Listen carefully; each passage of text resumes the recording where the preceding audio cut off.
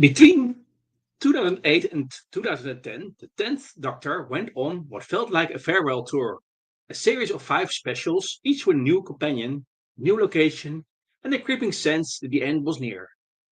Think of it like David Bowie's final album, but with more aliens and fewer saxophones, sadly.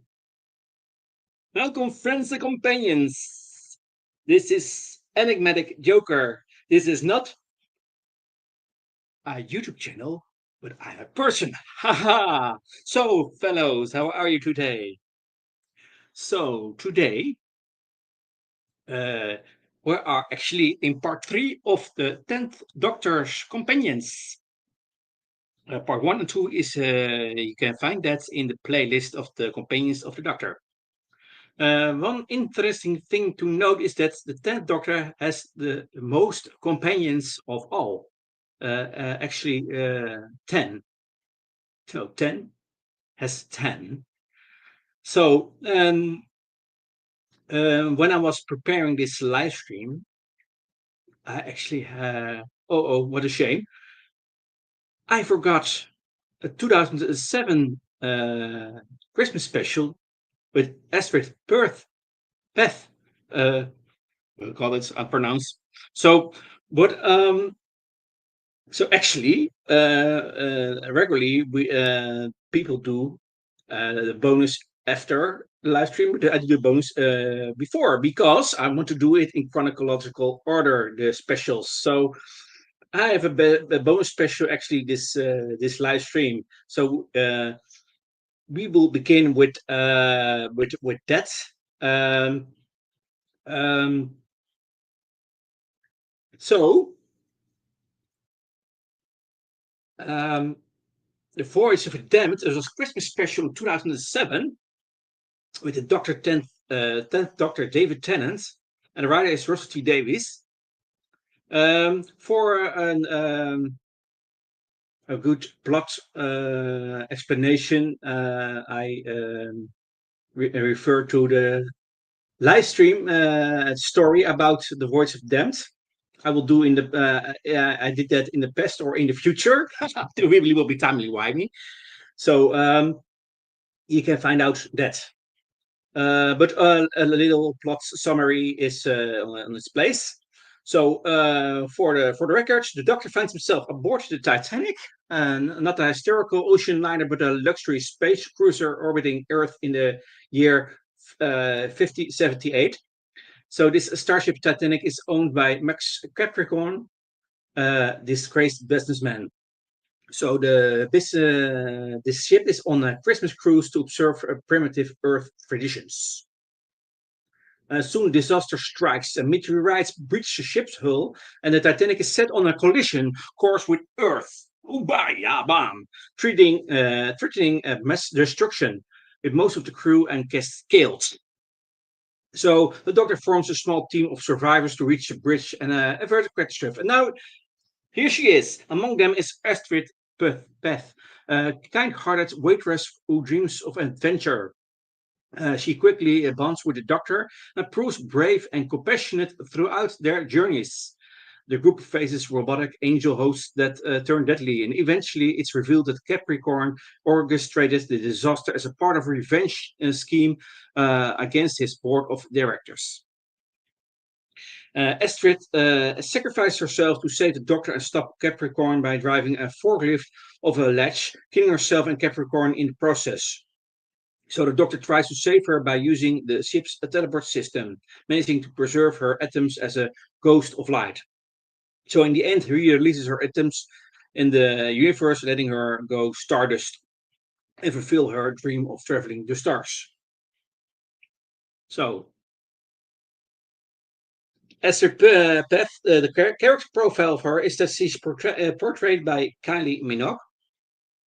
She is a human from planet Stowe, and said occupation is waitress aboard the starship Titanic.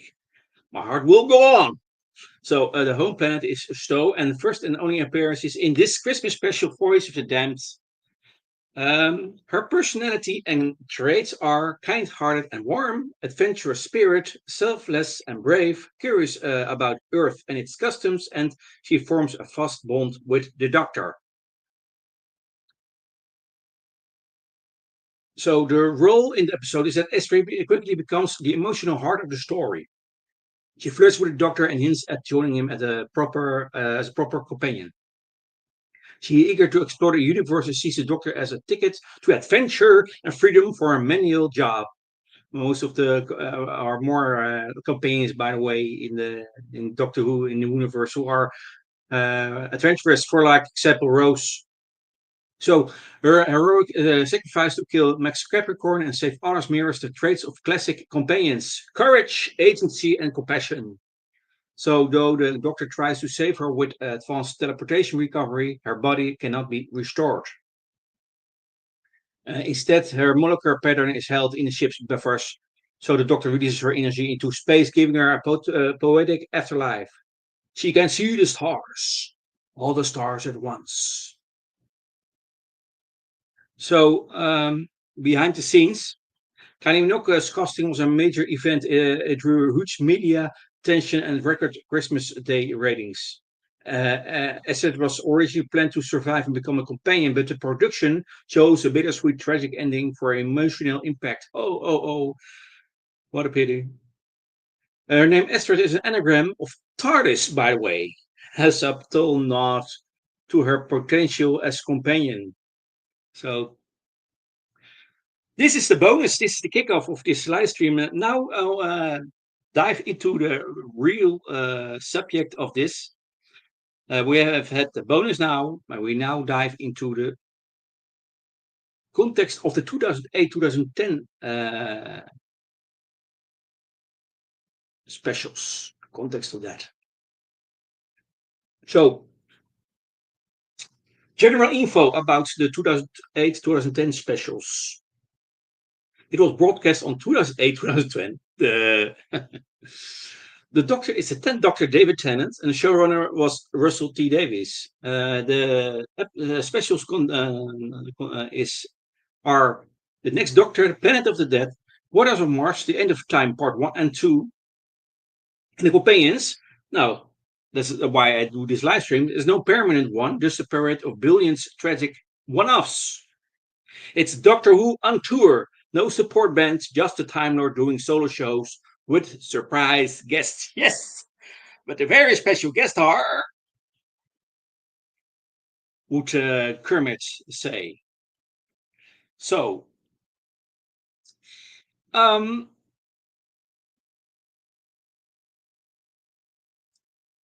we will begin with the first special, a story note with the first special, The Next Doctor. That is, Next Doctor teased fans with a regeneration. In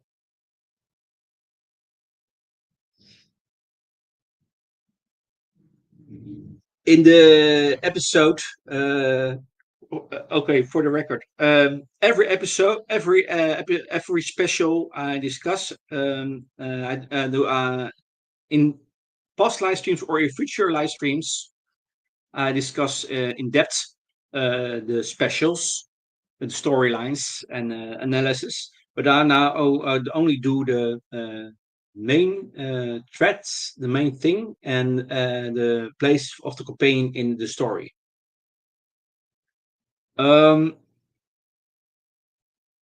Before that, by the way, an overall analysis of all the specials. Each special explores the Doctor's loneliness and growing instability. No fixed companions means every guest becomes a mirror, and these are emotional, strange, and unforgettable stories. The B-sides of a Time Lord's life, actually.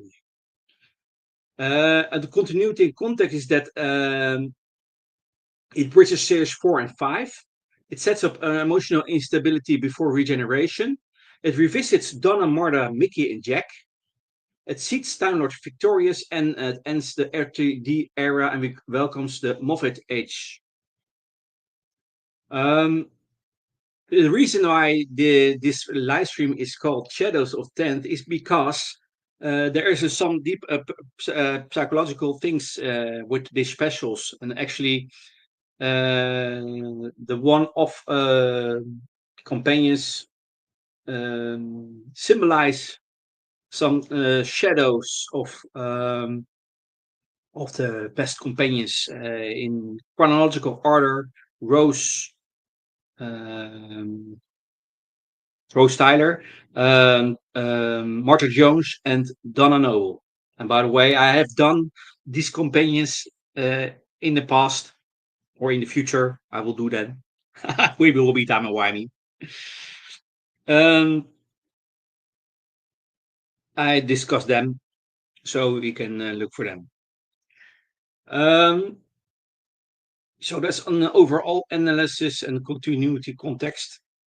Okay, we have done the groundwork. We go now to every special.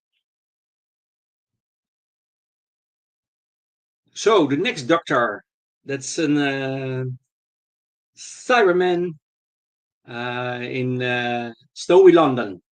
Jackson thinks he is the Doctor. The theme of this story is identity and grief. And I when I thought about this episode, I thought of music, the song "Who Are You" from the Who. Yes, that's the reason I this live stream is about a few links to music, and every time I watch a story of Doctor Who, I think of what song is fitting with this story, is linking to this story, because I'm a big music lover, and every time I especially um,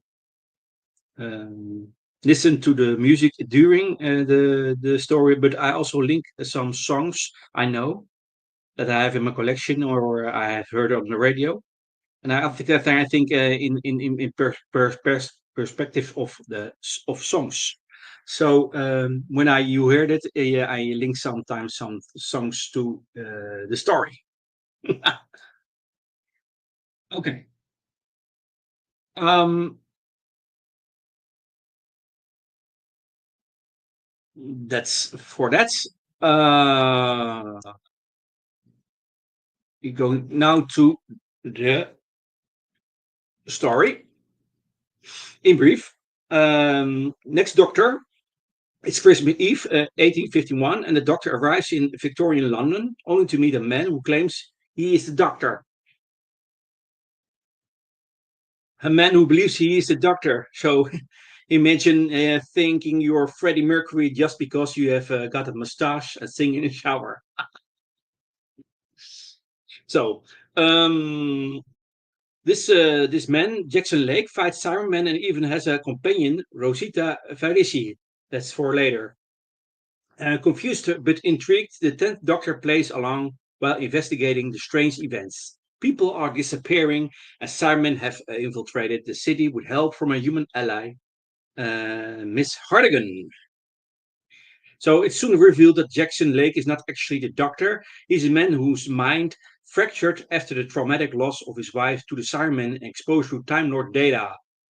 He adopted the Doctor's persona as a coping mechanism. Together, Jackson, Rosita, and the real Doctor battle Miss Hardigan and the CyberKing and a massive steampunk-style Cyberman war machine stomping through London. In the climax, Jackson regains his true identity, helps save his son, and assists the Doctor in defeating the CyberKing. That's in short. So the Jackson Lake character profile of this person is that he's portrayed by David Morrissey. His species is human, and time period is 19th century Victorian London. First and only appearance is in this special, The Next Doctor, 2008 Christmas special. So his personality and traits are intelligent and noble, deeply compassionate, brave even when emotionally shattered, natural leadership skills, and is inspired by the Doctor's ideals. His backstory and role is that Jackson was a school teacher whose wife was killed by the Cybermen. He was exposed to an English stamp containing data on the Doctor, which caused memory loss and identity confusion. Believing himself to be the Doctor, he took up the fight against the Cybermen with great courage. By the episode's end, Jackson regains his memories, reunites with his son, and accepts his true identity, while still honoring the Doctor's example. Then Doctor calls him the man who could have been. So, and I said earlier, people thought that David Tennant would regenerate. Yeah, that's because of the title, Next Doctor, but it wasn't. It wasn't not yet to me. Um,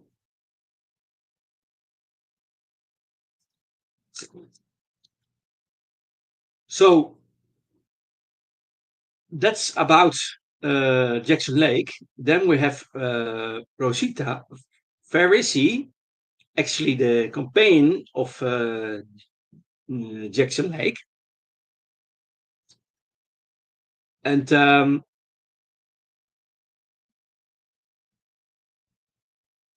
about her is that she's portrayed by Velil Tasha Balala, and she's human. The time period is also 19th century, of course, and she is only in this episode. Traits: she's loyal, practical, street smart. She is fiercely protective for Jackson Lake, as a skilled fighter physically takes on Cybermen and speaks her mind. Her role in the episode is that Rosita acts as Jackson Lake's companion during his doctor phase. She loyally fights Cybermen by his side and provides comic relief and emotional grounding. She accepts the real doctor without jealousy, proving her maturity and loyalty. Although she only appears once, she's a classic example of a companion who never was in a different era. So yeah, Rosita Farisi is Jackson's loyal companion, clever, gutsy, and not remotely fooled by Cybermen.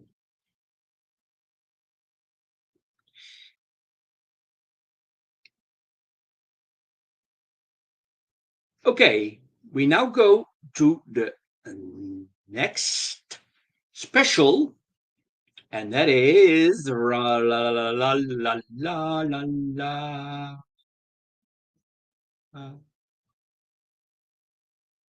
That is Planet of the Dead. Um, about this story is that, in short, Planet of Death is the doctor and a thief on the desert world. And when I thought about this episode and I've watched it a few times, I thought about a Smooth Criminal, an Alien edition. Um, a story note is that actually is that Lady Christina nearly got a spin-off. Uh, Lady Christina is, by the way, played by Michelle Ryan. And we now dive into some context of this story. A plot summary. He said that in. By the way, this is an Easter special, 11th April of 2009. So, in modern day London, aristocratic thief Lady Christina de Souza boards a double-decker bus as she flees from the police after stealing a valuable inter-artifact. Doctors coincidentally aboard the same bus. Now, what a yeah. Suddenly, the bus is sucked through a wormhole and lands on the desert planet of Sun Helios. The group of passengers, including Christina and the doctor, find the world ravaged and lifeless. The set is actually the remains of a once flourishing civilization destroyed by metallic stingray-like creatures called the Tritovores. The doctor and Christina must fix the broken bus and escape before the creatures enter Earth through the same wormhole. Christina proves herself clever, brave, and resourceful, earning the doctor's respect. She asks to travel with him, but he refuses, traumatized by previous losses. Christina flies off in a police helicopter, smiling defiantly. Um,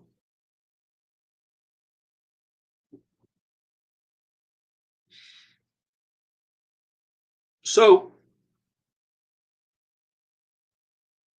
one thing about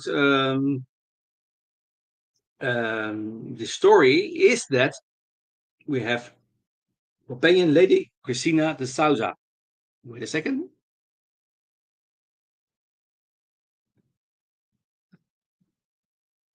Okay, some technical thing.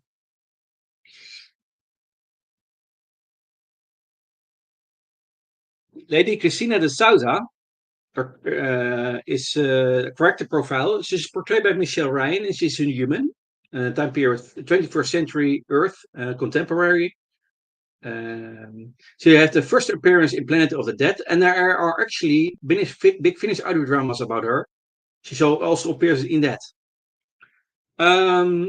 Some personality and traits.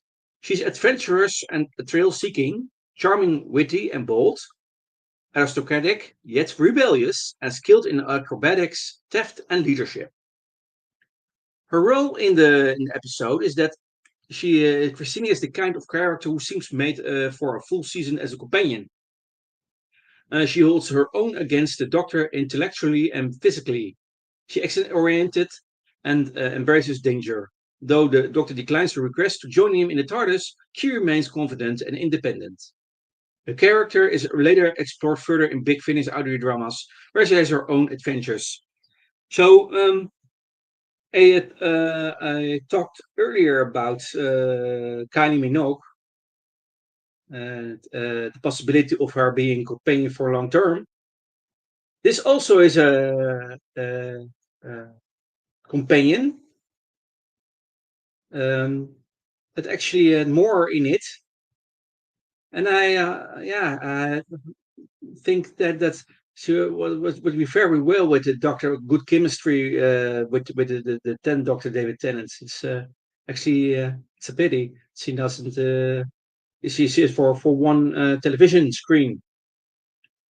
Um, it would be very interesting to see that dynamic. By the way, um, so um, she, in short, she is an aristocratic cat burglar on a flying bus. Double Deckers. Oh, there's also a series in the past. So, like if Lara Croft and Catwoman had a baby with a posh accent. So, okay. Um,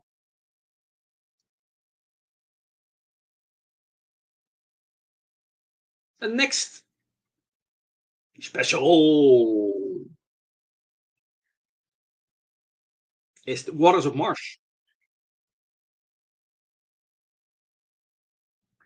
The Waters of Marsh is totally another story in the specials. A interesting story note for this is that the Waters of Mars inspired by classic horror and Bowie's Life on Mars. Yeah, yeah. um, the Waters of Mars is a horror story, actually. Planet of Death was more like yeah, humorous adventure, but this is a horror and tragedy on Mars, not on Earth, but on Mars. And yeah, music. I think the song "Mad World" from Gary Jules is fitting here and linking to it. If you want to know what that song is, look for it on YouTube. "Mad World" by Gary Jules. Okay. Um, some plot summary. And by the way, this is an special was on the 15th of November 2009. And this story is set on Mars in the year 2059. The Doctor arrives at Bowie Base 1 and Earth's Bowie. Bowie. Yeah, David Bowie's is mentioned during this live stream. By the way, I love David Bowie. I have some music of him, and yeah, I'm a very fan of David Bowie. Yeah, I like yeah, Space Oddity and Ashes to Ashes and Golden Years. All that songs and yeah, China Girl. Yeah, it's a story. So um, So it is set on Mars in the year 2059. The Doctor arrives at Bowie Base 1 and Earth's first colony on the Red Planet. The base is led by Captain Adelaide Brooke, a stern but compassionate leader. Soon the crew is attacked by a terrifying infection, turning people into water-spewing zombie-like creatures called the Flood. Oh, that reminds me of the story Under the Flood of the 12th Doctor Peter Capaldi. After Flood, what was it? Oh, whatever. I always look for context and links, continuity in context. Well, okay, whatever. So the Doctor initially refused to interfere, believing the base's destruction is a fixed point in time. Adelaide's death will inspire her granddaughter to explore the stars. But witnessing the horror and Adelaide's bravery pushes the Doctor over the edge. He declares himself the Time Lord Victorious. Yes, Time Lord Victorious. There is a link to that. Breaking the rules of time and saving Adelaide and two others. However, Adelaide refuses to be robbed of her destiny and commits suicide at home, thus restoring the timeline. The Doctor is shaken by the consequences of his action, realizing he's gone too far.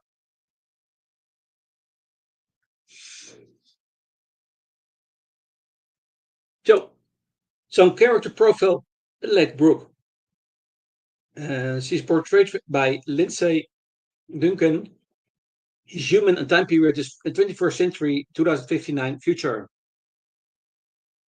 Um, the first and only appearance is at Waters of Mars in this special of November 2009. Her personality and traits is disciplined, strong, and ethical. A deep sense of responsibility, emotionally controlled but empathetic, and a symbol of human courage and legacy. Her role in the episode is that Adelaide is not just a leader, she's a symbol. Her death is pivotal for Earth's future. Integrity and sacrifice leave a deep impact on the Doctor, who loses perspective in his grief and loneliness. Very important to know that for the whole context of all the specials I will discuss later. It's all that about that shadows of the 10th. When he interferes with her fate, she corrects the mistakes by taking her own life, reasserting that no one, not even the Doctor, has the right to play God. He's arguably the most powerful and tragic of the 10th Doctor's special companions. Okay.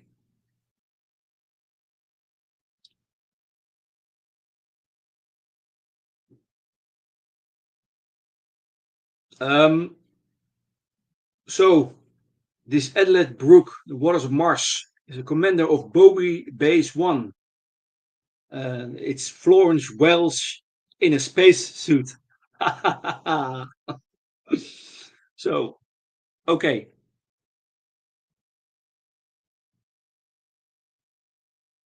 Now we have two remaining, actually one remaining special, actually the end of time, and this consists of two episodes. The end of time. The companion in these stories, if in this story, end of time, in two-parter, actually the companion is Wilfred Mutt, father of Donna, the grandfather of Donna Noble. I've already discussed him in one of the live streams of the companions of the Doctor. So we will not dive further into his character, but it's also good to mention him. Um,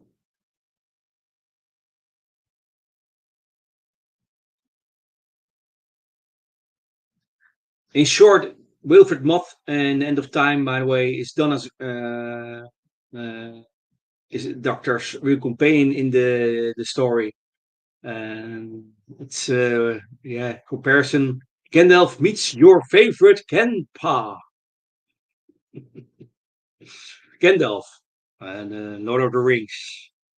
I have all the books and all the Blu-rays of Lord of the Rings. I have the Hobbit and Lord of the Rings on Blu-ray, and also all the books of Tolkien. I'm really a Tolkien fan. I think he is the founding father of the sci-fi. Uh, f- uh, Pardon. He's the founding father of the fantasy. I think, but because all other fantasy writers are to some extent inspired by him. And actually, C.S. Lewis, the writer of Chronicles of Narnia, was close friends to Tolkien, by the way. Um, there are actually, I think, 7 books of the Chronicles of Narnia.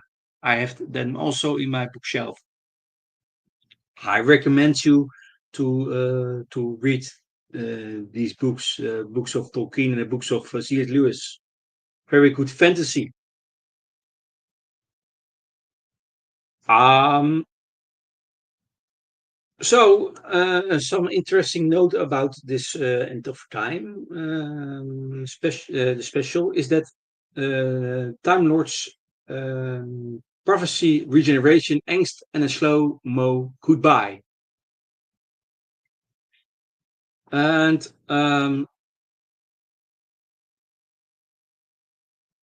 in the end of time, the Master returns, Time Lord's rise, and the end is near.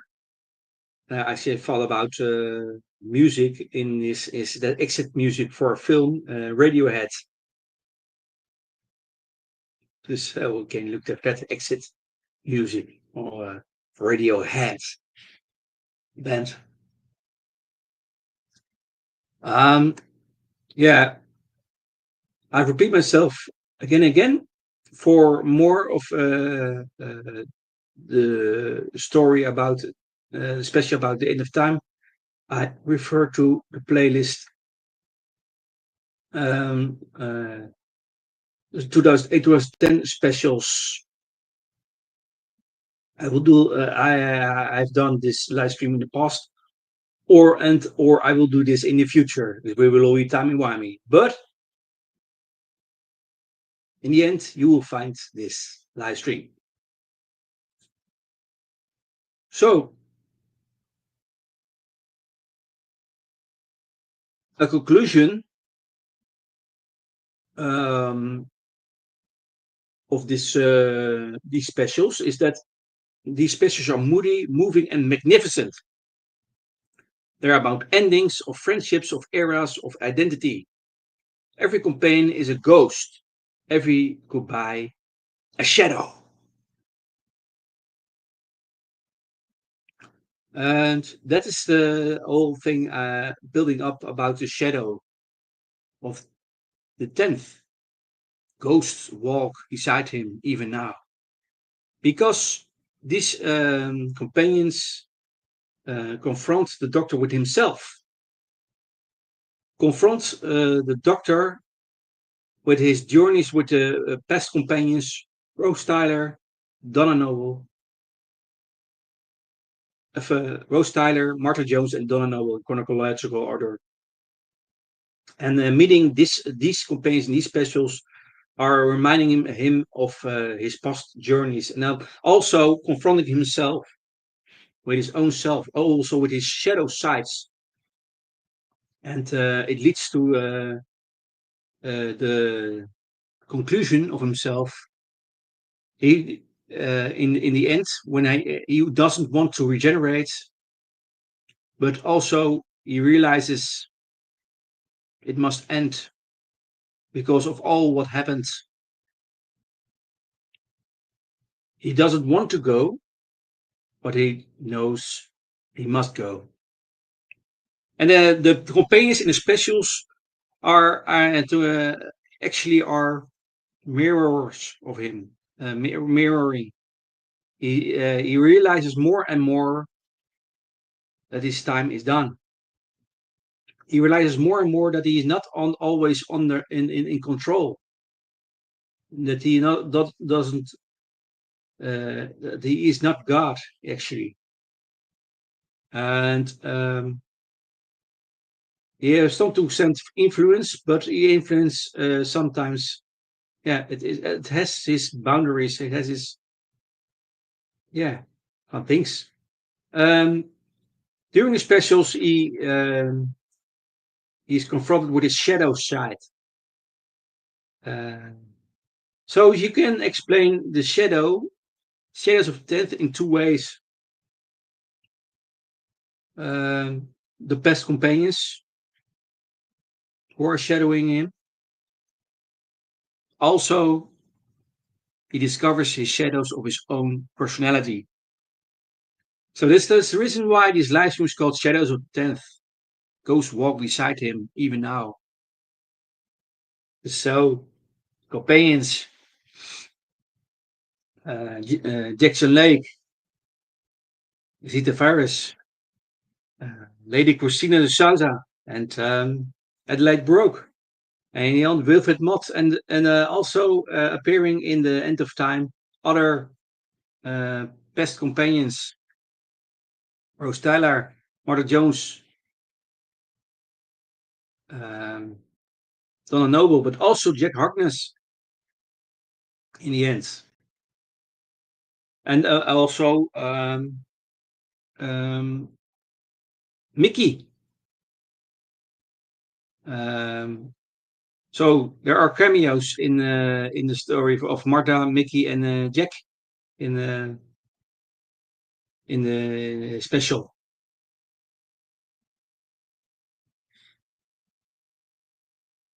For the record, the main cast: David Tennant is the Doctor, David Morrissey, Jackson Lake, Vel Tashabala is Rosita, Michelle Ryan is Lady Christina, Lindsay Duncan is Adelaide Brooke, Bernard Cribbins, played by Wilfred Mott, Catherine Tate, Donna Noble, John Sim, the Master, and Freema Gaiman, Noel Clark, John Barrymore is cameos, Marta, Mickey, and Jack.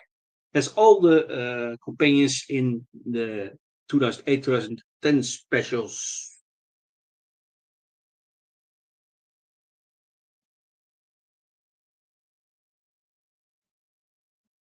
So, um, I already had did the overall analysis. I repeat it. So each special explores the Doctor's loneliness and growing instability. No fixed companion means every guest becomes a mirror. These are emotional, strange, and unforgettable stories. The B sides of Time Lord's life. I already said that. So A side of uh, you can do it for an LP uh, for a record. You have an A side and a B side.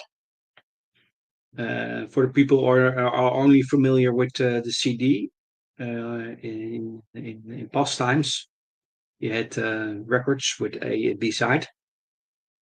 By the way, I have many records here, and it is also it's again popular. By the way, records, singles and records. So an A and B sides. So and again, these specials, bridges for series 4 and 5. It sets up emotional instability before regeneration. You see that the struggle with the 10th Doctor in during his specials because he doesn't want to go, and actually he discovers, yeah, he must go. He revisits Donna, Martha, Mickey, and Jack, and he seeks Time Lord victorious, and this ends the RTD era and welcomes the Moffat age then with kijk hoor, that's the 24 series 5 and with Matt Smith. So suggested stream music for this is validism from the end of time. And with that, I close this live stream now. I end this live stream now. Thank you, and I hope you enjoy this live stream, and I hope to meet you next time on Mondays. Uh, we have English live streams, and on Thursdays we have Dutch live streams. For now, have a good week, have good weekends, happy Easter, Merry Christmas, happy birthday, enjoy your day. This is your host, Enigmatic Joker. For now, bye bye, salut.